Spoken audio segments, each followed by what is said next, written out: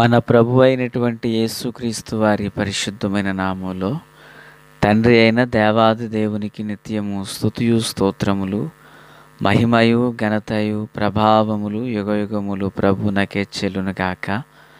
ఆత్మీయులారా, బాగున్నారు కదూ?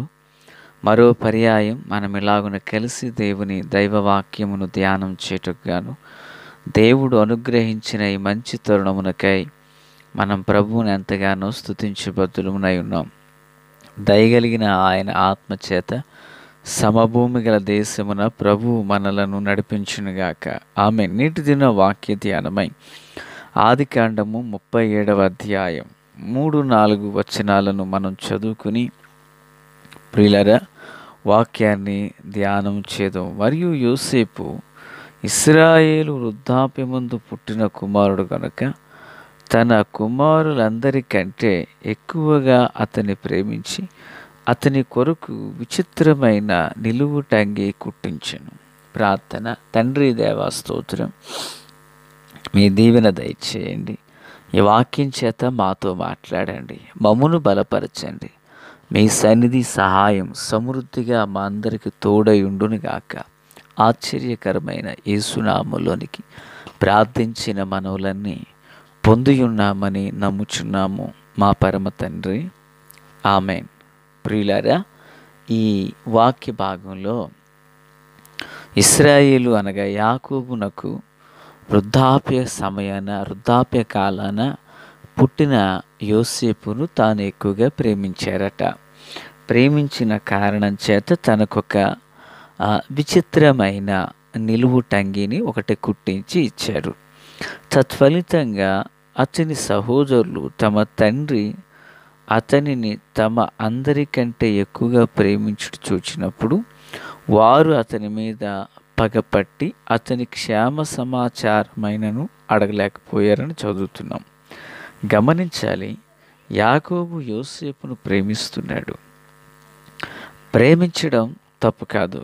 అయితే ఈ ప్రేమ ఒక క్రియారూపం దాల్చింది. ఏంటి ఆ క్రియ అంటే, ఓ నిలువుటంగిని కట్టి ఇచ్చాడట. అదే కుట్టించి ఇచ్చారు.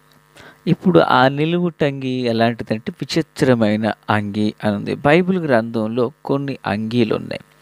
బాలుడైన సమూయేలుకు తన తల్లి ఆ చిన్న అంగి ఒకటి కుట్టించి ఏటేటా పండగకు వెళ్ళేటప్పుడు ఆలయంలో ఉన్న భక్తునికి అంగీని ఇచ్చేది. అలాగే మన ప్రభు అయినటువంటి యేసుక్రీస్తు వారు కలువరి శిలువునకు అప్పగించబడినప్పుడు అక్కడ కుట్టులేని అంగి నేయబడిన అంగి అని మనం చూస్తున్నాం. ప్రియులారా, బైబిల్ గ్రంథంలో ఇంకా అనేకములైన అంగీలు ఉన్నాయి. అయితే ఈ అంగీలను కొన్ని పర్యాయము చొక్కాయని, మరి సమూయేలు 2వ గ్రంథంలో చీర అని కూడా దీన్ని సంబోధించడం జరిగింది. దీన్ని నారతో నేసేవారని కొందరు అంటున్నారు. అయితే ఏది ఏమైనప్పటికీ మనం ఈరోజు విచిత్రమైన అంగీ ద్వారా కలిగిన వింతైన కష్టాలను మనం చూడబోతున్నాం. ప్రియులారా, అంటే మనం చూస్తామని కాదు సుమి, జరిగిన విషయాన్ని మనము వింటూ ప్రియులారా దాని గురించి ఒక అవగాహనలోకి వద్దాం. ఇప్పుడు యోసేపుకు విచిత్రమైన అంగి అంటే రంగురంగుల అంగి అని అర్థం. రంగురంగుల అంగీని కుట్టించి ఇచ్చేవాడట. ప్రియులారా, దాన్ని విచిత్రపు అయిన అంగి అన్నారు. ఇప్పుడు తమాన్నలు ఏమనుకుంటున్నారంటే, ఇదిగో తండ్రి మనకన్నా ఇతన్ని బాగా ఇష్టపడుతున్నాడు, మనకన్నా ఇతన్ని ఎక్కువగా లైక్ చేస్తున్నాడు అని అతని మీద పగను పెంచుకున్నారంట. చూడండి, ప్రేమ ఉండాలి కానీ ఆ ప్రేమ కష్టాలు తెప్పించేదిగా ఉండకూడదు. యాకోబు ప్రేమిస్తున్నాడు, నన్ను ప్రేమించని యోసేపు అడగలేదు. కానీ తన సహోదరులు అతన్ని ద్వేషిస్తున్నారు. ప్రేమించే యాకోబు ఒక్కడున్నాడు, ద్వేషించానలో 10 మంది ఉన్నారు. ఒకవేళ నేను అనుకుంటున్నాను, ఓ సాధారణ వ్యక్తిగా నేను మాట్లాడుతున్నా, యాకోబు అందరినీ సమంగా చూసినట్లయితే ఏ గొడవ ఉండకపోను. అయితే కొన్నిసార్లు మనం ఇతరుల మీద కనుపరిచే ప్రేమ వారికి కూడా కొన్ని కష్టాలు తెచ్చిపెడుతుంది. సంఘంలో ఎవరైనా కొన్నిసార్లు కాస్త ఆప్యాయంగాను, లేకపోతే పరిచర్యలో చురుకుగా ఉన్నప్పుడు ఆ వ్యక్తిని మనం కాస్త మెచ్చుకుంటూ మాట్లాడితే మిగిలినోళ్ళందరికి అసూయొచ్చేద్ది. ప్రియులారా, ఈ స్వభావం ఆది నుండి కూడా కనిపిస్తుంది. అంటే మన ప్రేమ మితంగా ఉండాలి అనేది చాలా విలువైంది. అంటే అందరికంటే అపార్థం చేసుకున్న వాళ్ళకి, అర్థం చేసుకున్న వాళ్ళకి అది ఉండదు. అర్థం చేసుకున్న వాళ్ళు ఏమనుకుంటారు, పర్వాలేదు అది చేశారు గనక ఆయన మెచ్చుకున్నారు, నేను చేస్తే నన్ను మెచ్చుకుంటారు అనుకుంటారు. కానీ కొందరు అపార్థం, మిస్‌అండర్‌స్టాండింగ్ అంటాం కదా! అలా చేసుకున్న వాళ్ళకి వాళ్ళనే మెచ్చుకుంటారు పాస్టర్ గారు, వాళ్ళనే ఇష్టపడతారు పాస్టర్ గారు అంటూ అది ఎలా ఉంటదంటే కష్టాలు కొని తెచ్చుకున్నట్లుగా చేస్తూ ఉంటది. ఇప్పుడు ఈ అంగీ వివాదం కూడా ఎలాంటిదంటే యోసేపు కష్టాలు తెచ్చిపెట్టింది. నా దేవుని ప్రియులారా, అంగీ అనబడినది వస్త్రం. అంగీ అనబడినది విచిత్రమైన వస్త్రం. చిట్ట చివరికి ఈ విచిత్రమైన వస్త్రం ముగింపు ఎలా ముగించారంటే, ఓ రోజు తమ సహోదరుల యొద్దకు తండ్రి పంపించాడు. ఈయన ఏం చేసాడు, ఆ విచిత్రమైన అంగీ తొడుక్కుని వెళ్ళాడు. అంటే ఈ కాలంలో ఉన్నట్టుగా ఒక్కొక్కరికి 60-70 చీరలు ఉండవు కదా! ఆ రోజుల్లో సంవత్సరానికి ఒకటి ఉండేది కనుక లేదా ఆ విచిత్రపు అంగీ తొడుక్కుని వెళ్ళాడు ఆయన. ఇప్పుడు ఆ అంగీని అతన్ని చూసి వీడి గుంటలో పడేద్దాం, వీడి కళ్ళేమవుతాయి అనుకున్నారు యోసేపుని గురించి. ఇంకేముంది, తలో దెబ్బ వేసి గుంటలో పడేశారు. రూబేను అడ్డుపడ్డాడు, ఆ వ్యక్తిని తీసి మిద్యానీయులకి అమ్మేశారు.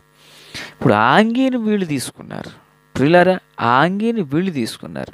నిజానికి బానిసగా తమ్ముడిని అమ్మేసినప్పుడు వస్త్రాన్ని ఇవ్వలేదు వీళ్ళు, వస్త్రం వీళ్ళు తీసుకున్నారు. ఆ వస్త్రానికి ఏ మేక రక్తాన్నో గొర్రె రక్తాన్నో పూసి ఇంటికి వచ్చారు. తండ్రిని అడుగుతున్నారు, డాడీ బాగున్నారా అంటూ. ఆ డాడీ అడుగుతున్నాడు, తమ్ముడు ఏంటి, తమ్ముడు మాకేం తెలుసు అంటున్నారు. అదేంటి, మీ కొరకు పంపించాను కదా. ఏమో డాడీ మాకు తెలియదు, ఈ అంగీ దారిలో దొరికింది డాడీ అన్నారు. అంటే విచిత్రమైన అంగీ యోసేపుకేమో వింతైన కష్టాలు తెచ్చిపెట్టింది. అదే విచిత్రమైన అంగీ తన తండ్రికి ఏమో కన్నీళ్లు తెచ్చిపెట్టింది.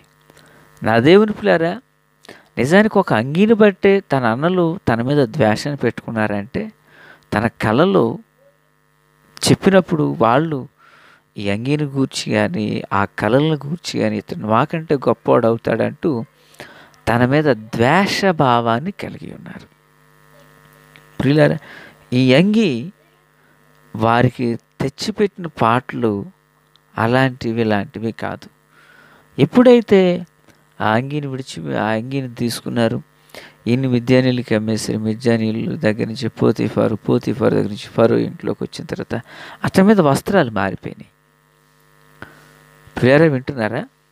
అతని మీద వస్త్రాలు మారిపోయినాయి. బహుశా నేను అనుకుంటున్నాను, ఈ వస్త్రం ద్వారా వచ్చిన కష్టాలు ఆ వస్త్రం పోయిన తర్వాత కొన్ని సంవత్సరాలు ఉన్నాయి, కానీ తర్వాత శ్రేష్టమైన కృపను, అసలు దేవుడిచ్చిన మహిమ వస్త్రాలతోనే అతడి జీవితాన్ని వెళ్ళబుచ్చాడు. దేవునికి స్తోత్రం.